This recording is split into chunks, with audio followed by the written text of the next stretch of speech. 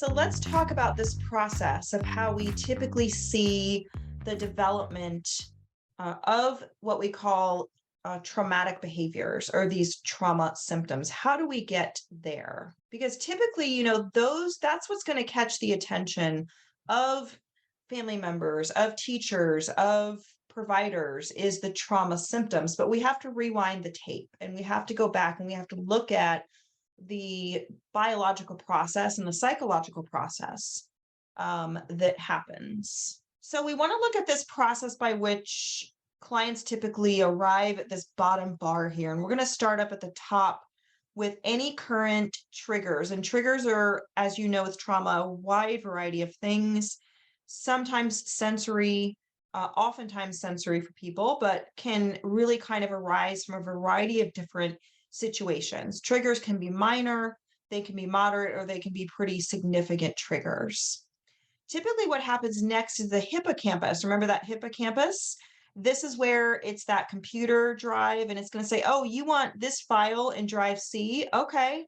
And it immediately brings it up onto the desktop of this person's brain. So that trauma memory, and it may just be a fragment, it may be a smell, a sound, a color, but some aspect or aspects of that memory are flooded into that person's consciousness.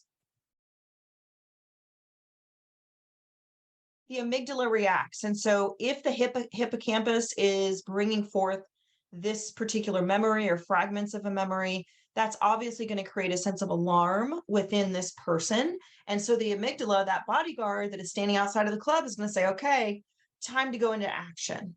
And not only that, but it's time to go into like Arnold Schwarzenegger level action, like Terminator, that we are just not going to even consider anything. We're just going to go full force.